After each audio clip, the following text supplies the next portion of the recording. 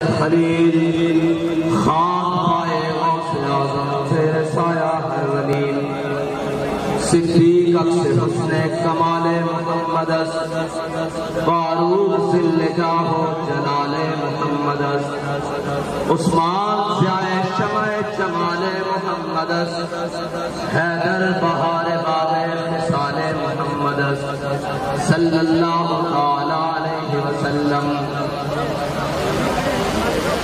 لوح بھی تو قلم بھی تو تیرا وجود الکتاب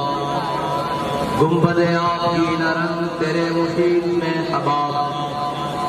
عالم آب و خاک میں تیرے ظہور سے فروغ ذرہ ریت کو دیا تو نے طلوع آفتاب شوکت سنجر و سلیم تیرے جلال کی نمود فقر جنید و بایزید تیرا جمال بے نقاب تیری نگاہ ناز سے دونوں مراد پا گئے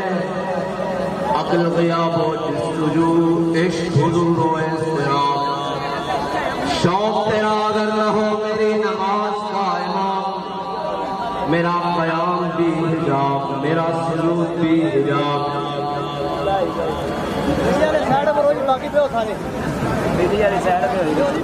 الفاظ ساتھ نہیں دے رہے کہ گفتگو کا آغاز کیسے کروں اور کہاں سے کروں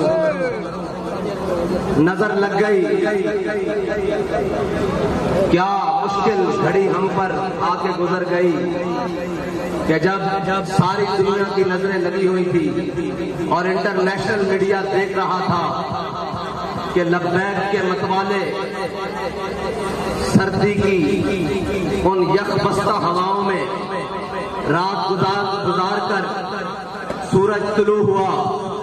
اور وہ سورج ایک چاند کو بھی ساتھ لے کر فیض آباد تک پہنچا اور عالمی ادارے خبر دے رہے تھے کہ خادم رضوی صاحب فیض آباد پہنچ گئے جو کفر خوش تھا کہ ابھی ہم ان کو پکڑ لیں گے ان کے گھروں میں صفحہ ماتم بچھ گئی کہ اب نہیں ہماری بچ اب تو سپہ سالار میدان میں پہنچ گیا ہے اور وہ سپہ سالار کہ ہم کچھ بھی کر لیں کسی منزل کو پالیں کسی راہ کی ٹھوکر سے زخمی ہو کوئی کہے کہ لبیک والے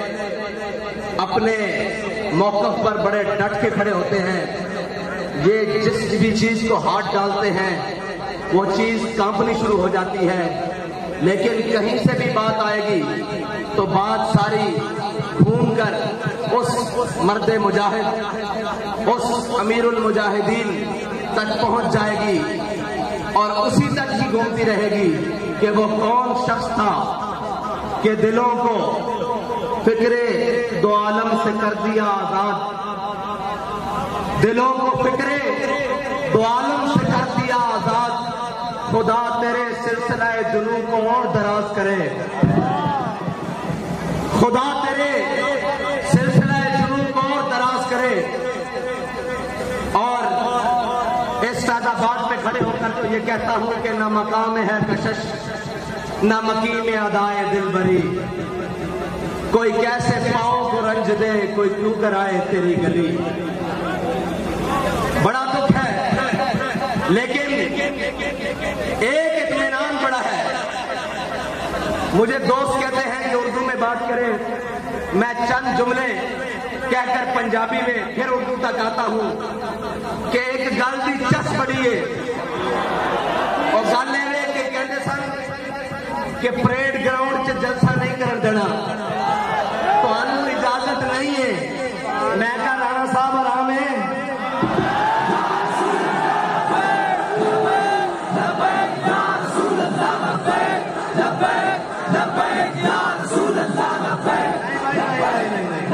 بڑا طویل سفر کر کے آئے ہم جتنا کو انہوں نے آرام ہویا اتنی کی آواز پہنچنی چاہیے تھی نال ہی بیٹھا ہے وہ تو نس گیا لاہور اسی لاہور آ گئے اسلام آباد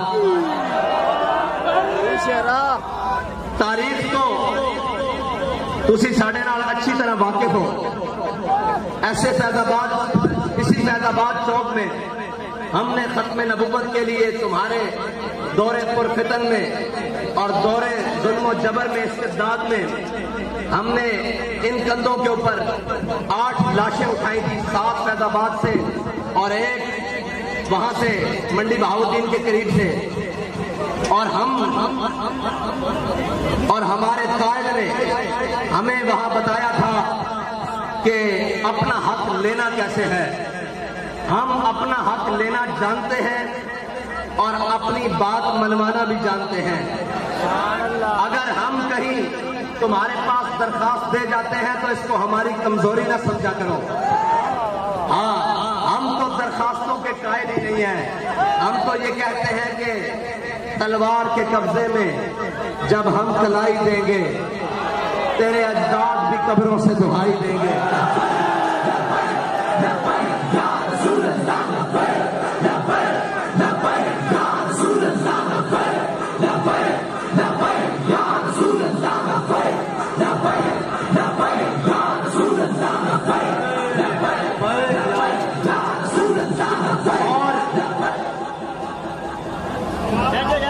اور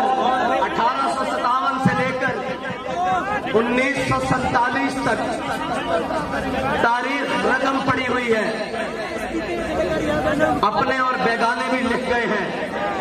متاثر ترین مورخین بھی لکھ گئے ہیں کہ اس برے صغیر میں ان علماء و مشائخ، اس عوام اور اس غیرت مند مسلم نوجوان نے اپنا خون دیا، اپنا وطن دیا، اپنا گھر بار چھوڑا، ہر قربانی دے کر انگریز کو، گورے انگریز کو انگلستان بھاگنے پر مجبور کیا. لیکن اب تاریخ لکھنے والا یہ بھی لکھے گا کہ اسی کے وارث علامہ خادم حسین رضوی نے ایک نون لیگ کے چور کو انگلستان بھاگنے پر مجبور کیا تھا، ہم پر مسلط ہوا بیٹھا تھا. اور پھر تاریخ ایک اور بات لکھے گی کہ جو امپورٹڈ ہے یا بغلگیر بچہ جسے پالا گیا ہے اور اب وہ باولا ہوا پھرتا ہے، اور باولے کا علاج سڑک پر ہوتا ہے، نہ کہ اس کی زبان بندی سے ہوتا ہے بلکہ اس کی جان بندی سے ہوتا ہے. اور اب تاریخ کسی وقت میں مورخ یہ بھی لکھے گا کہ انہی مجاہدین آزادی کے وارثوں نے اسی پاکستان، اسی خطہ برِ صغیر کے ٹکڑے میں جس کو پاکستان کہا جاتا ہے، جو دل ہے، اس دل کے اندر ایک دل ہے لاہور. اس دل میں بسنے والے بابے کے متوالوں نے ان تمام چوروں کو پھر لندن بھاگنے پر مجبور کیا ہے. مجھے خبر ملی ہے کہ اسے لانے کی کوشش کی جا رہی ہے. اگر تم اسے لاؤ گے تو میں لانے والوں سے کہتا ہوں تم اب کے اس کے ساتھ جاؤ گے. اب اس قوم میں گنجائش نہیں بچی، اس قوم کے اندر اب اتنی سخت باقی نہیں رہی کہ اب تجربوں پہ تجربے کیے جائیں اس کے اوپر. اب حق کا راستہ بالکل واضح ہے اور حق بات بالکل واضح ہے. اس سے کسی کو خوشی ہوتی ہے تو 100 بار ہو اور کسی کو ناراضگی ہوتی ہے تو 1000 بار ہو. اب پاکستان کا آخری حل حضور کا دین ہے انشاءاللہ.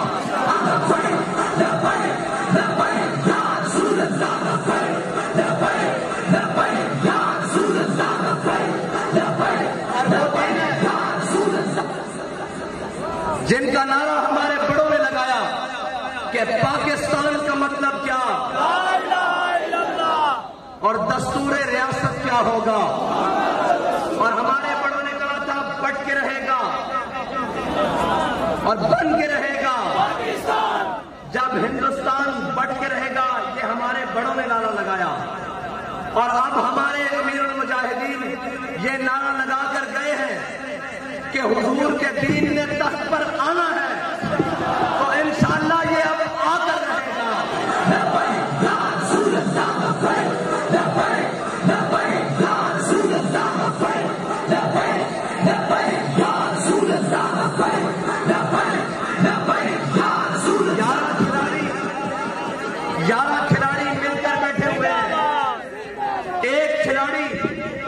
اپنا تماشا جاری رکھے ہوئے ہیں۔ آج یہ وقت پھر نوٹ کر لیں، تاریخ بھی لکھ لیں، گھڑی کی سوئیاں بھی چیک کر لیں، گنتی بھی کر لیں کتنے سیکنڈ ہوئے ہیں، یہ بات لکھ لیں۔ ان قریب آپ ایک تماشا دیکھیں گے جب یہ 12واں کھلاڑی بھی ان کے ساتھ ملا ہوا ہوگا، پھر ہماری کوئی بات ہوگی کہ کلیاں نہیں رل کے آ جاؤ۔ اور ابھی ان یاروں کے نمائندے نے زور لگایا ہے، ہم نے ابھی زور نہیں لگایا، ہم تو پہلے ہی بے مسکینہ اور عاجزانہ انداز میں فیض آباد تک آئے ہیں، ورنہ ہمارا انداز یہ نہیں ہے۔ اور یہ یاد رکھنا، ناموس رسالت کے لیے اللہ تعالیٰ کو بات پسند ہی بڑی ہے۔ ہمارے بابا جی نے کہا تھا کہ جس دن ملعون سلمان رشدی اپنے انجام کو پہنچے گا، اس دن ہم تاریخی جلسہ کریں گے۔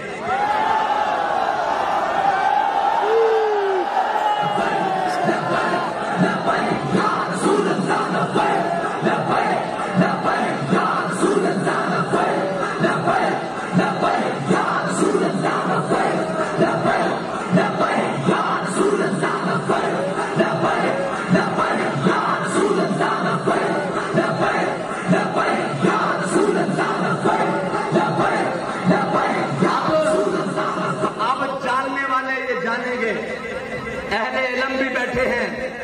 اہل نظر بھی نظر آ رہے ہیں، اب آپ کو سمجھ آئے گی کہ درخواست کیوں مسترد ہوئی تھی۔ اب اظہار ہوا ہے وَيَمْكُرُونَ وَيَمْكُرُ اللَّهُ، تمہاری تدبیریں کچھ اور تھی، اللہ کی قدرت کچھ اور دیکھ رہی تھی، اور اللہ کی قدرت کچھ اور تھی، اور اللہ کی چاہت کچھ اور تھی کہ ایک مرد مجاہد کی زبان سے بات نکلی ہوئی ہے کہ جس دن یہ اپنے انجام کو جائے گا، چل پڑا ہے نا اس انجام کی طرف، اس دن ہم تاریخی جلسہ کریں گے۔ ہو سکتا ہے ابھی وہ دن پھر باقی ہو، وہ دن اور وہ وقت باقی ہو، لیکن ابھی اس کے انجام کا آغاز شروع ہوا ہے، تو وہ بات آج کے دن پوری ہو گئی ہے۔ یہ نہیں یہ درخواست تم نے مسترد کی ہے، تم سے درخواست مسترد کروائی گئی ہے، یہ نہیں کہ ہم فیض آباد آئے ہیں، ہمیں بابا جی نے فیض آباد بھیجا ہے۔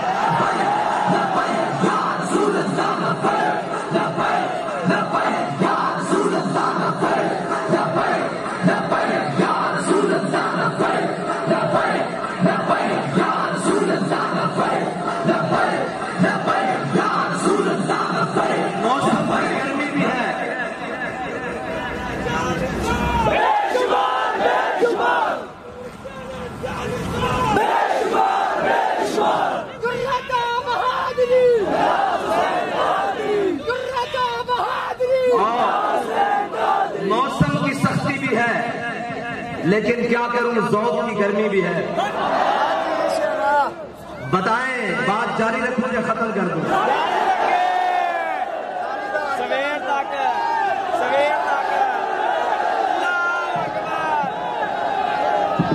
آپ یہ سمجھ رہے ہوں گے کہ آج میں اور انداز میں تقریر کر رہا ہوں، انداز اور نہیں ہے، آج میں پرباش ہوں اندر سے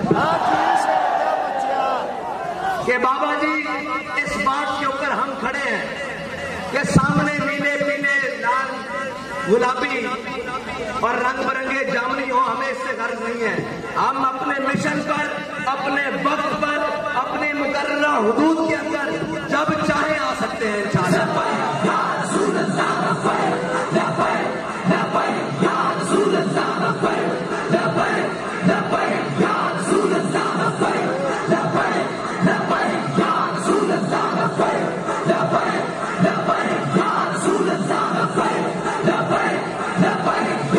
اور اور سننے والے سن لیں کہ تمہارا دشمن جس ملک میں ہو، جہاں ہو، تم ڈرون اڑاؤ، اسے مارو، اور تم پھر بعد میں کہو کہ ہم اس ٹیم کے آپریشن کی کامیابی کے لیے بہت خوش ہیں، اور اوپر تک وہ جو بائیڈن کھڑا ہو کر پریس کانفرنس کرے کہ ہم آپریشن کامیاب ہونے پر ٹیم کو مبارکباد دیتے ہیں، تو یاد رکھو تمہارا دشمن تمہارا ذاتی ہے، ہمارا دشمن ہمارا نظریاتی ہے۔ تم اگر اس کو مبارکباد دے رہے ہو تو جس نے کل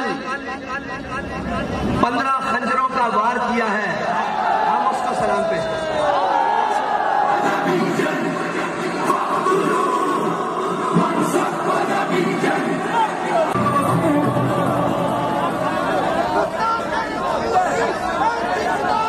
اور ناموس رسالت کے لیے ملک کے اندر سوشل میڈیا کی بدترین گستاخی ہو رہی ہے، اس کے اوپر اس کے لیے جو بھی کوئی کام کر رہا ہے اور جس طرح بھی کوئی کام کر رہا ہے، ہم اس کے ساتھ کھڑے ہیں، اور ناموس رسالت کے پرچم کو بلند کرنے کے لیے ہمیں جس حد تک جس طرح جانا پڑا انشاءاللہ ہم جائیں گے۔ اقتدار کے مزے لینے والوں، تم لو اقتدار کے مزے، یہ اقتدار اب مزیدار رہنا ہی نہیں ہے۔ یہ اقتدار اب دن بدن جس کے ہاتھ لگے گا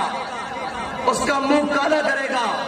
جب تک اس ملک کو اب ان نظام اور ان صورتوں پر کھڑا نہیں کیا جاتا جس کا وعدہ لے کر اللہ تعالیٰ سے ہم نے دعائیں کی تھی کہ یا اللہ ہمیں کوئی وطن دے دے جس کے اندر ہم عملی صورت، عملی نظام اور عملی زندگی گزار سکے۔ جب تک وہ نظام نہیں آئے گا، جب تک ان تمام لعنتوں سے جس کو اسلام نے حرام قرار دیا گیا ہے اور اللہ نے ہم پر جن چیزوں کو حرام کیا ہے، جب تک ہم وہ چیزیں نہیں چھوڑیں گے، اس ملک کے اندر کسی قسم کی کوئی بہتری نہیں آ سکتی۔ تم امریکہ کی تلوے چاٹنے کے بعد تم چائنا کے نیچے گھس جاؤ، تم رشیا کے نیچے گھس جاؤ، اس ملک کی بقا اب اسی بات کے ساتھ ہے کہ جب تک حضور کا دین تخت پر نہیں آئے گا، یہ ملک ہرگز سکون نہیں پائے گا۔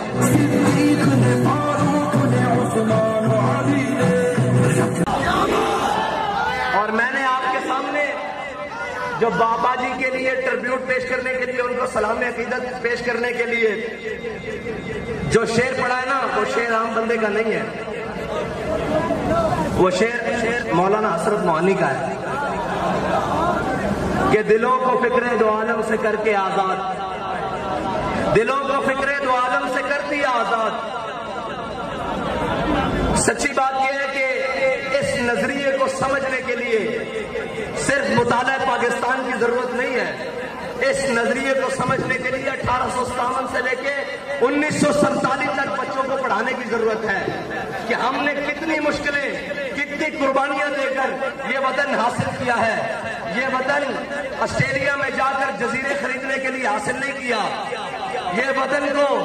دن رات آئین توڑنے کے لیے حاصل نہیں کیا، یہ وطن کو زرداریوں اور شریفوں کی جناب تجربہ گاہ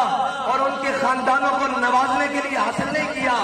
اور یہ وطن اس لیے نہیں حاصل کیا کہ ایک کھلاڑی کو جناب ہوا بھر کر وزیر اعظم بنا دیا جائے اور جب اس کے مفادات ختم ہو لوگ کہتے ہیں جی آپ کے اوپر بھی بڑا ظلم ہوا ہے، آپ نے کبھی ایسی کوئی بات نہیں کی، بابا جی نے بھی بڑے ظلم سہے۔ میں نے کہا ہے یاد رکھنا، کرایہ دار مکان کو نقصان دیتا ہے، مالک مکان کبھی اپنے مکان کو نقصان نہیں دیتا۔ یہ سارے کرایہ دار ہیں، اور یہ کرایہ داروں نے جب ان کو مفاد ملا اور جب ان کو ان کے ذاتی مفاد کو زد آئی تو انہوں نے ملک کے خلاف بھی بھونکنا شروع کر دیا، ملک کے اساسوں کے خلاف بھی بھونکنا شروع کر دیا، اندرونی اور بیرونی امداد لینی شروع کر دی، اور جناب اب کہتے ہیں کہ ہماری لابنگ کی جائے امریکہ میں لابنگ۔ میں نے کہا تمہیں امریکہ میں لابنگ کرنے کی ضرورت کیا ہے؟ امریکہ نے تو لابنگ کرنے کے لیے تمہیں ہم پر مسلط کیا ہے، اور اللہ تعالیٰ بڑا غالب حکمتوں والا ہے، اس نے ذرہ ذرہ کر کے تار تار کر کے تم نے جو لباس اور جو تم نے رنگ چڑھایا ہوا تھا ریاست مدینہ کے نام پر، اور جو تم نے ڈرامے بازی لگائی ہوئی تھی کہ جناب اس ملک کے اندر ہم وہ نظام دیکھنا چاہتے ہیں جو ریاست مدینہ کا، اس تصور پر اللہ نے تار چار کر کے ایک ایک تار اتار کر تمہیں ایک چوک میں ننگا کر دیا ہے، اور تم باتیں کرتے تھے تحریک لبیک پاکستان کو، اور ایک نا انجاب کی بات کر رہے تھے کوئی کہ اس نے کہا ہے تحریک لبیک پاکستان کو چاہیے کہ وہ عمران خان کے جھنڈے کے نیچے آ جائے۔ میں نے کہا عمران خان کا جھنڈا اور ایجنڈا امریکی ہے، امریکی امپورٹڈ ہے، اور جناب وہ ایجنڈا ہے جو یہودی چاہتے ہیں۔ ایجنڈا ذرا میں تجھے بتاتا ہوں، تحریک لبیک پاکستان کا ایجنڈا بھی اسلامی، اس کا جھنڈا بھی اسلامی، اور جو جھنڈے میں ڈنڈا ہے وہ بھی اسلامی ہے۔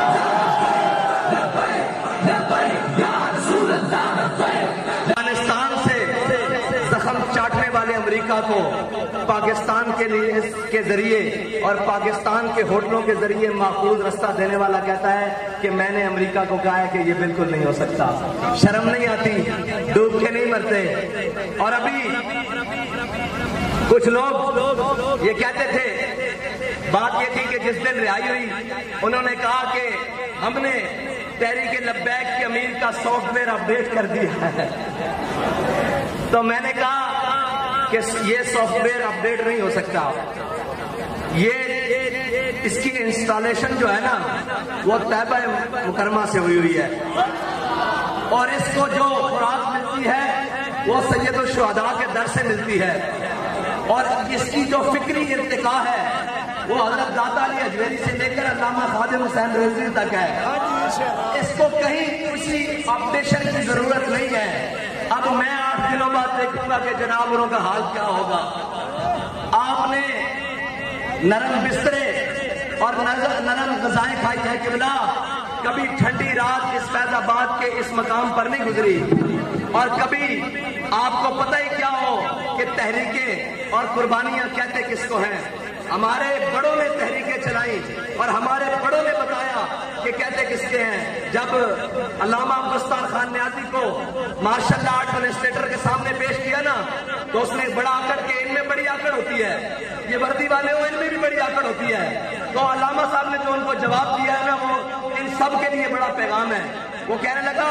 نیازی صاحب میں نے سنا ہے آپ کی زندگی تحریکیں چلاتے ہوئے گزری ہے، تو مولانا نیازی نے کمال جواب دیا، اللہ کروڑوں رحمتیں ان کی قبر پر نازل فرمائے۔ مولانا نیازی کہنے لگے اوئے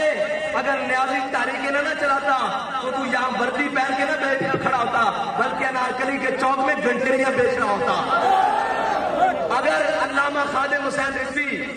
اس قوم کی سمت اور جہد درست کر کے نہ جاتے نا، تو جو آج بھونکتے ہیں نا کہ انہوں نے تشدد کا رستہ اپنایا ہے، انہوں نے یہ کیا ہے، میں ان سے کہتا ہوں تمہارے بچے اللہ اکبر کہہ نہ رہے ہوتے، بلکہ اسلام آباد میں کسی مندر کے اندر بیٹھ کر کسی مورتی کی پجاری کر رہے ہوتے، یا اپنے گلوں میں سلیبے لٹکا کر اور جناب دائیں بائیں پھر رہے ہوتے۔ علامہ خادم حسین رضوی کی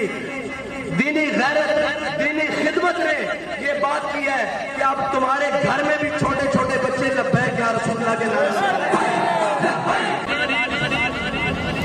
جس نے ہمیں بڑے سبق دیے ہیں،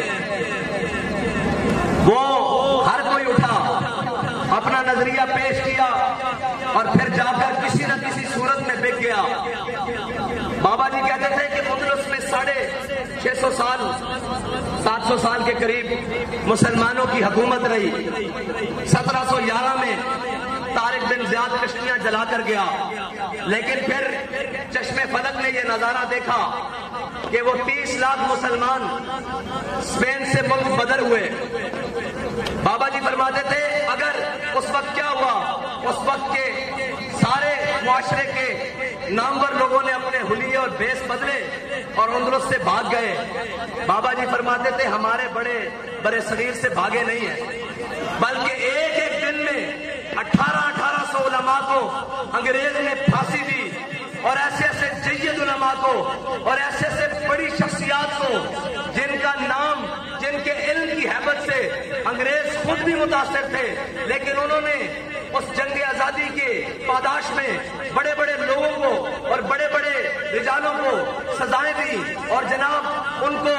کالے پانی جیلوں میں بھیجا، لیکن کسی نے لکھ کر نہیں دیا کہ میں معافی مانگتا ہوں، مجھ سے غلطی ہو گئی، بلکہ جب انگریز آخری وقت میں علامہ فضل حق خیر آبادی کے پاس پہنچا اور وہ فتویٰ لے کر جو علامہ صاحب نے 1857 میں جاری کیا تھا، وہ فتویٰ لے کر جب سامنے گیا تو اس نے کہا ہے فضل حق تیری رہائی کا پروانہ مل سکتا ہے۔ علامہ صاحب نے کہا کیسے؟ اس نے کہا یہ فتویٰ لکھا ہوا ہے کہ انگریز کے خلاف جہاد فرض ہو چکا ہے، لہذا ہر مسلمان انگریز کے خلاف عملی جہاد میں شریک ہو۔ تو یہاں نیچے جو فضل حق کے سائن ہیں اور فضل حق لکھا ہوا ہے، تو کہہ دے کہ یہ کوئی اور فضل حق ہے۔ تو بابا جی کہتے ہیں علامہ فضل حق خیر آبادی فاروقی النسل ہے۔ بابا جی کہتے ہیں ان کو خوراک وہ دی گئی جو سانپ کے زہر سے کڑوی تھی، اور پانی وہ دیا گیا جناب جس کی مثل ہی کوئی نہیں، اتنی خطرناک اور منج اور ٹاٹ کے لباس پہنائے گئے۔ خون فاروقی نے جوش مارا،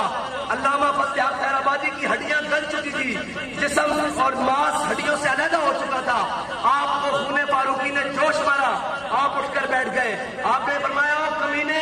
تو کہتا ہے ایک فضل حق اگر ہزاروں بھی ہوں لاکھوں بھی ہوں اور حضور کے دین کے لیے اسی طرح موقع آ جائے تو ہزاروں قربان ہوتے رہیں گے۔ فضل حق کا فتویٰ یہی ہے کہ انگریز کے خلاف جہاد فرض ہے۔ تو میں یہ کہتا ہوں کہ ہزاروں بھی ہوں لاکھوں بھی ہوں،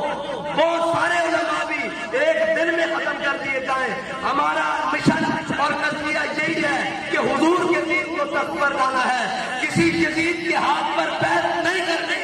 کسی یزید کے ہاتھ پر نرم گوشہ نہیں رکھنا، اور کسی کے لیے سینے میں دماغ میں نرم گوشہ نہیں رکھنا، اس لیے کہ ہمارے پاس جو نظریہ ہے وہ یہ ہے کہ سرداد نداد دست در دست یزید حقہ کے بنا لا الہ اشت حسین،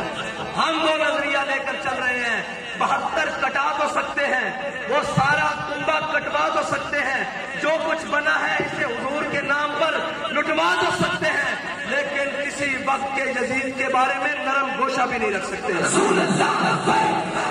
ہاں یہ بڑی اہم بات ہے، غور کریں میں کیا کہہ رہا ہوں کہ ہم اس دن جیتیں گے جس دن ہمارے مقابلے والے سارے اپنے جہاز بھر کے ملک سے باہر بھاگ چکے ہوں گے۔ اس وقت تک کے لیے آپ نے جذبوں کے ساتھ اپنے حوصلوں کے ساتھ میدان عمل میں رہنا ہے۔ اوے ہمارا وجود ہی ان کے لیے کافی ہے اللہ کے بندوں۔ ہاں ان کو ڈر کیا ہے؟ ان کو پتا ہے کہ ایک بھی لبیک والا اسمبلی میں پہنچ گیا نا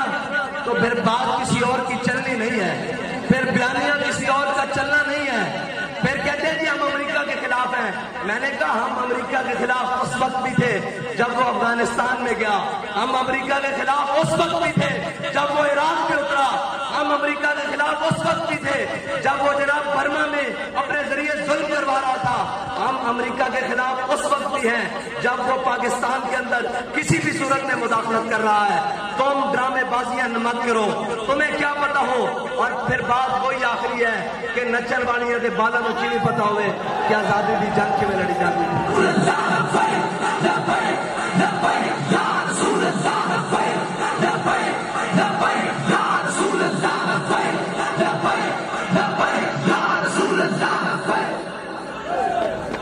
اور آج پاکستان کو 75 سال مکمل ہو گئے اور پاکستان کی عمر اس وقت 75 سال ہے، اور ریاستیں وقت گزرنے کے ساتھ، ملک وقت گزرنے کے ساتھ، وطن وقت گزرنے کے ساتھ مضبوط ہوتے ہیں، لیکن ان ظالموں نے، ان بے شرموں نے، ان بے غیرتوں نے ہمارے پاکستان کو اس وقت 75 سالہ بوڑھا شخص بنا دیا ہے۔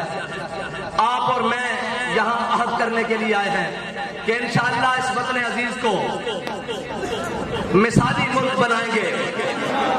اور اس کی کہتے ہیں ہم ترقی کے نام پر آئے ہیں۔ میں نے کہا جو تنزلی تم نے اس ملک کی ہے کوئی کر ہی نہیں سکا، اور اس وقت ایک پوری لائن ہے، سب تجربے ہو رہے ہیں، آپ دیکھیں ذرا غور سے، اس ملک کا صدر پی ٹی آئی کا، اس ملک کا وزیر اعظم مسلم لیگ نون کا، اس ملک کا وزیر خارجہ پیپلز پارٹی کا، اس ملک کا جناب صوبائی دارالحکومت خیبر پختونخوا کا وزیر اعلیٰ پی ٹی آئی کا، صوبائی دارالحکومت پنجاب کا وزیر اعلیٰ काफ लीग का कोई जमात बाकी रही है? एक जमात रह गई है यार।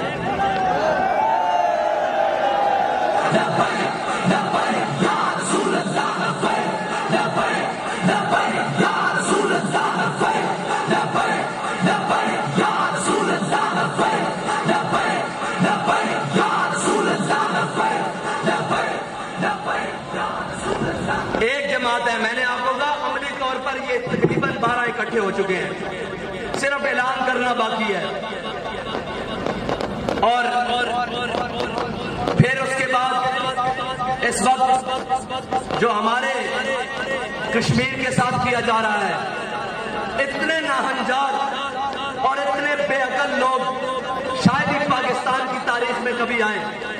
हमेशा गलत फैसला, हमेशा गलत साइड चुनी है। और भाई कश्मीरियों को अगर साथ मिलाना है तो उनसे राय और मशवरा लेने में क्या हर्ज है, उनकी बात मानने में क्या हर्ज है? तुम क्या समझते हो कि जबर और इस्तिबदाद से और जनाब ये करने से क्या वो मान जाएंगे? अगर इस करने से मान जाते तो फिर कभी भी हुसैन यजीद के मुकाबले में नहीं आते। उससे ज्यादा जबर और इस्तिबदाद कब था? उससे ज्यादा जबर और इस्तिबदाद और जुल्म और घुटन कब होगी? यार कश्मीरियों का भी पानी तो नहीं बंद हुआ, कश्मीरियों का भी रोटी तो बंद नहीं हुई ना, कश्मीरियों के बच्चों को भी तो गोलियां नहीं मारी गई ना। उससे ज्यादा जबर और इस्तिबदाद कब हुआ? लेकिन हुसैन सामने खड़े हो गए। तुम्हें अकल होनी चाहिए, तुम पाकिस्तान को मजीद कितने रखने डलवाना चाहते हो, इसको मजीद कितना तकसीम करवाना चाहते हो? अगर वो तुमसे कुछ सवाल करते हैं तो निजाम पहले भी चल रहा है। तुमने पाकिस्तान को जो संभाल लिया है, जो तुम कश्मीर के बारे में ये फैसले करने जा रहे हो। हाँ, अगर पाकिस्तान की सूरत हाल बड़ी बेहतर होती तो हम कश्मीरियों के पांव भी पड़ जाते, हम कश्मीरियों के गोडों को भी हाथ लगाते, उनके तलवों के नीचे अपनी हथेलियां रख देते कि मेहरबानी आप मान जाएं। लेकिन जब उनसे बात की जाती है वो कहते हैं पहले अपनी सूरत हाल तो देखो, कभी अपने आप को आईने में तो देखो, अपनी रियासत को आईने में तो देखो, जो हम टूटे फूटे चल रहे हैं हमें क्यों तंग करना चाहते हो? इस बारे में तहरीक लब्बैक पाकिस्तान का वाज़ेह मौक़िफ़ है कि तहरीक लब्बैक पाकिस्तान उस वक्त तक कश्मीरी कवानीन तरामीम जितनी भी जो कुछ है उस वक्त तक उसकी हामी नहीं है जब तक कश्मीरी उसका साथ मुत्तफिक ना हो। अगर कश्मीरी मुत्तफिक नहीं है तो उनको बिठाया जाए, उनसे बात की जाए, उनको समझाया जाए, उनको कायल किया जाए और उनकी जो शराइत है जायज उनको माना जाए, उसके बाद फिर जो भी किया जाए। लेकिन उससे पहले उन पर किसी किस्म का जुल्म, वो हकीकी जुल्म है, वो फिर आप में और साथ वाले हमसाए ममालिक में कोई फर्क नहीं है। हक बात यही है बस। इससे हमारे ऊपर कोई कदर लगती है, 1000 बार लगे, करोड़ बार लगे, अरबों बार लगे, लेकिन हक बात जरूर कहेंगे और हर मकाम पर कहेंगे। उसमें अपने जद में आए, अपनी जात जद में आए, अपनी जमात जद में आए, अपने लोग जद में आए, अपने भाई जद में आए, अपना कुंबा जद में आए, रिश्तेदार जद में आए, हक बात कहने से पीछे नहीं हटेंगे, क्योंकि हम वादा कर चुके हैं कि मर जाएंगे,